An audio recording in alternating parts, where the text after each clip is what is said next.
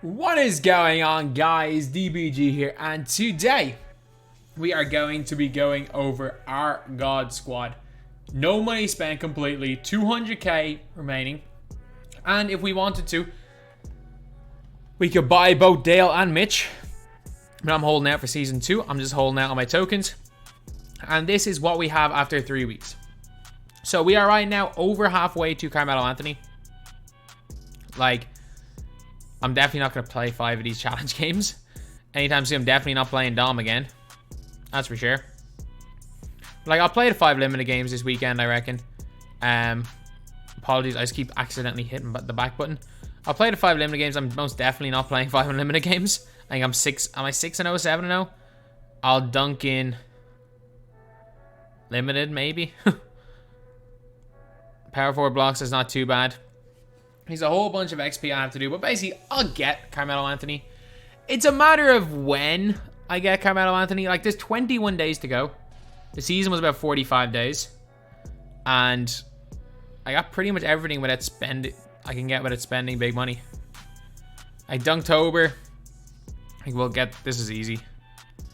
Reddish scored 30 points in a single game. That's not difficult either. So like a lot of these are just not too bad. And then you get 2,000 for just completing the challenge. Which is really easy. Completing the spotlight, you get 2,000. You get some good stuff as well on that. You get 2 blocks with, I don't have an OO Carter. Do not have an OO Taylor Horton Tucker, unfortunately. Unfortunately, all the original owner stuff is stuff that I'm not going to have because I don't open packs. But yeah, other than that though, we're doing alright. Alright, I know a lot of people got Carmelo Anthony today. I am, again, not one of those people. I'm about halfway. Well, I'm going to get it. So, here's the team we're using for limited right now. I think it's going to be very good. So lads, week 3. We have got our week 3 squad reveal. So again, I got 200k. I could spend MT, but I would much rather keep around 200k for as long as possible. My goal, this is what I always say to start 2k, is a big goal, is always keep your team as cheap as possible that you still feel like you can compete. Keep your team as cheap as possible as long as you feel like you can still compete in my team. If you feel like your team's not good enough and you can't compete and you need to buy players, fair enough. But for me, I feel like I can compete against almost everybody with these guys. So I'm perfectly fine. But also, before anything else, if you guys are wondering why there's no face cam, it's been a 16-hour shift. It's currently midnight, and I have been up since 9 in the morning making videos. So no, 15-hour shift. So yeah, I'm just kind of exhausted, so I didn't want to turn on the face cam. But yeah, so at the point guard position, we got a few good ones here.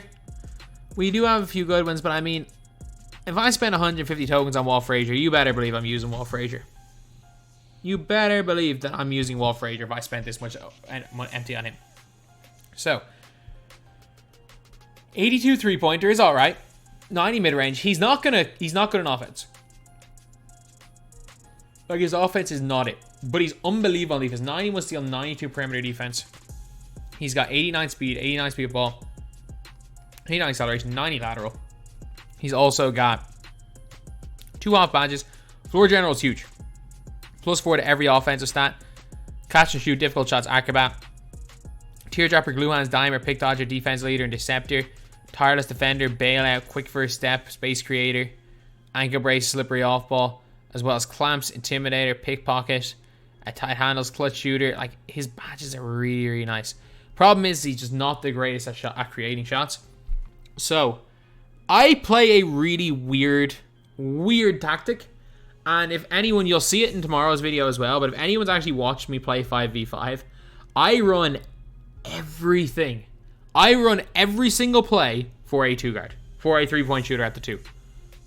Every single one of my plays is for a 3-point shooter at the 2-guard when I do not have a point guard that can attack it. When I'm using Kuzi, because Kuzi's my backup point guard, Bob Cousy I really like.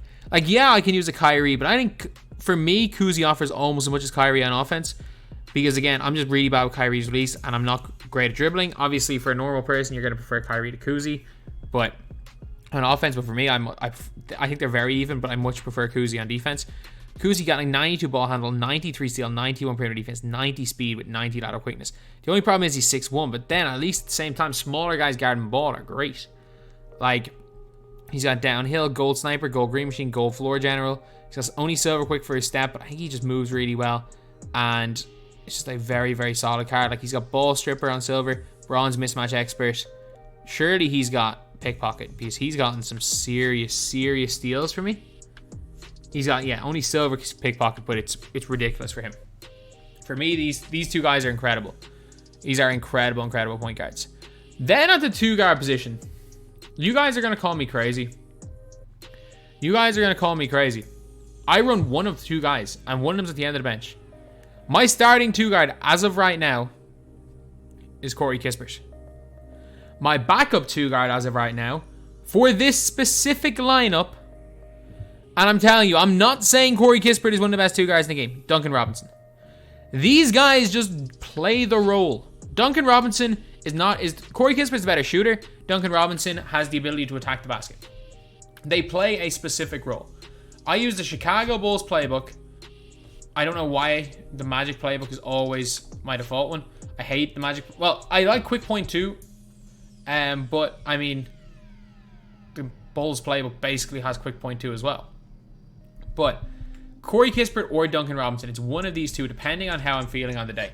But because you'll see the guys around them and it's just pure just defensive oriented team, these guys are he's needed to create. He is desperately needed to create. Small forward, ML Carr. So I normally put ML Carr on ball. It all depends on who they're running at the point guard. If they're running Kyrie Irving, because ML Carr is 6'6", he's not the 4 inches. If they're running Kyrie Irving, I'm putting ML Carr on them. If they are running a Bob Cousy or a smaller player or like a Dame, Walt Frazier's going to guard ball. So it all just depends because I just don't want to get killed by mismatch expert. I just do not want to get killed. But ML Carr is the best on-ball defender in the game, and it's not even close. The only people he can't defend are the guys that are under 6'3". But off-ball pass, pickpocket, and Hall of Fame targets defender. He's got acrobat, post-spin ignition, blue hands, pick dodger, clamps, and deceptor, intimidator, posterizer. He's got everything. He's got bailout, stop and go. Really good release. Really good release. 3 balls, 75 with no hot zones and no shooting badges. It doesn't matter. He hits shots. If he's wide open, he'll hit. He's an 81 mid-range. He's got an 85 driving dunk, 83 ball handle, 95 steal, 94 perimeter defense. He's got an 86 speed, 84 speed ball, 86 acceleration, and 95 lateral.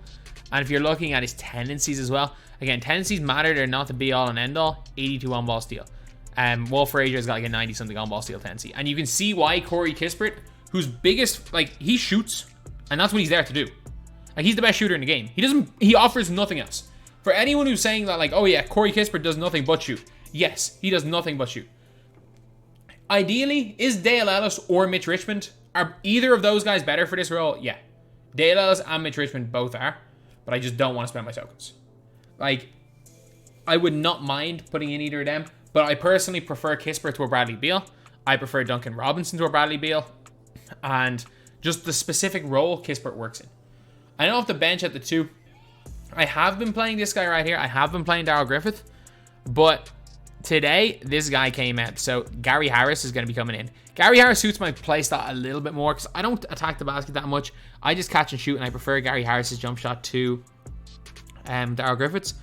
And Gary Harris that little bit better on defense. 83 ball handle, 86 perimeter defense, 82 steal. He's at 82 speed, 70 speed ball, 86 acceleration, or 86 lateral. He's got half catch and shoot, and that's one of the big differences. Like Hall of Fame catch and shoot, and then with the Evo, you also get like pick dodger, clamps, off ball pest, pogo, tireless defender. Like these are badges that are huge. Like sniper goal, like off catch and shoot gold sniper. Dude's not missing a white. He's got gold hustler as well, 17 silvers including interceptor. Like he doesn't dunk it as well, but his stats are so similar. I think he's just slightly better. I don't think he's much better. Like don't get me wrong, if you're asking me whether I think he's much better, the answer is no. But he is slightly, very slightly better than Darryl Griffith. Power forward in my starting lineup, Darius Miles. Darius Miles is a player I have a lot of time for. You guys know how much I like Darius Miles. Whether this guy's playing at the 4, whether he's playing at the 3, I'm super, super effective with this guy. So, it's kind of tough. And actually, no, I'm going to actually move him to the small forward off the bench. We're going to move him to small forward off the bench, or power forward off the bench, because there is actually another guy that I'm going to put in. I'm going to actually, instead of starting Darius Miles at the 4, I'm going to start Josh Smith at the 4. It gives a little, like, I've got a little bit of flexibility with these guys, because if I want to run Josh Smith at the 5 and I want to run Darius Miles at the 4, that's perfectly fine. Are we going to get eaten alive by Shaq? Yeah. I'm just saying. I get eaten alive by Shaq, Dikembe, and Wilt. But the difference is someone like Josh Smith can actually... I've got 3 guys that are going to take them on the outside. Like, Josh Smith can take these guys off the dribble. He can shoot quite a bit. Josh Smith is very much like ML Carr in his shooting. His stats, like, don't tell the full story. Josh Smith, again, a lot of good goal badges here, including Hustler. Great defensive badges as well. Superb at the power forward position. Moderately good in the post. Great block, steal, perimeter defense. Really solid speed. Great auto quickness. Like, he is... Like, you look at this starting lineup. Outside of Kispert, we've got the best defensive point guard in the game, the best defensive small forward, and the best defensive power forward. Like, there's a reason why someone like a Kispert or a Duncan Robinson especially, like, a lot of people will say I'm crazy running him. That's just because I like Kispert. But anyone who's used Duncan Robinson knows that if you can completely hide Duncan Robinson on defense, he's one of the best. Especially value-wise. And then at the center position. Now, this is a tough one. I'm going to go Pettit. Because whether I end up running Pettit or Josh Smith, these guys are like the opposite of Shaq. Both of these guys can handle the ball. Pettit got the 72 ball handle. He's got the Pro A between the legs. He can legitimately take the ball off the floor if needed. He can shoot quick stop deep threes. Like, there's something Pettit brings. Like, if you can't, for me anyway, I don't think you can beat a Shaq with a Ibaka. I think you struggle against a Shaq or a Wilt with an Ibaka. I think you really struggle if you use anyone, and if you use like an Artist Gilmore, you lose a lot for your team's offense, especially if that's not your playstyle. But with these guys, everyone's zigging with their big bodies, you can zag. Like, that's a legitimate tactic, is to zag. Is to just go the complete opposite and be like, you know what? I want my point guards to be able to handle the ball, so if they try to off-ball, bang, every single shot's there. I want to use a popper, and not just a popper like an Ibaka. Ibaka comes off the bench. Don't get me wrong, Ibaka comes off the bench. But the gap between Pettit and Ibaka is so big, and the reason is that Pettit can handle it a little bit. So Pettit's got a great post game, really, really good 3-ball. Driving looks not the greatest, but that 72 ball handle, it doesn't seem like much, but he can handle it just a little bit. Good rebounding, decent but not great speed, bad lateral. Pettit should not be it. Pettit should not be as good as he is, but he is. Pettit is, well, again, what I would say, when everyone's zigging and going big, you can zag. However, always have a backup option, and I have Rick Smits in there. If someone is killing me with a Shaq or a Wilt, I just chuck on Rick Smits. Can Rick Smits deal with them very well? No. Can a full stamina Rick Smits deal with a low stamina Wilt? Not really, if they're running the floor. In the half court, they can. So rather than going for like a Dikembe, because of the height difference, I'm just going to go for a Rick Smits. I like him. I think the fact he can shoot the mid-range, he's got the good post game, and 83 block and a 7'4" is good. In my opinion, he's just better Mark Eaton. That's simply that. He's just better Mark Eaton. Small forward off the bench. No brainer. Gus. So we have both the TT Online rewards. If only we had at least a chance to get Louis Dampier or Ron Boone. I've played 500 games at this stage. Neither of them. Seen neither of them.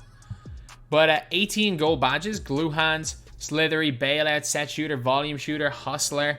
Got silver clamp, silver catch and shoot, silver intimidator. So he's got really good badges. Bronze quick first step. And he's just like a jack of all trades guy. He does everything well. He defends well. He shoots well. He dunks relatively well. He is like a slightly downgraded version of Glenn Robinson. One player that I really want in the squad. I hope that I can win 10 games in the draft again. I lost the game earlier today to Aaron. No shame in that. I would love to get Glenn Robinson. And if I got Glenn Robinson into the team, Glenn would probably come in for probably Ibaka. I'd probably play Josh Smith at my starting center and move Pettit to the bench and put Glenn Robinson in. I put maybe Miles in at the power forward because Glenn's a little bit too small. Move Gus to power forward off the bench, small forward Glenn Robinson. But to completely zag the opposite direction.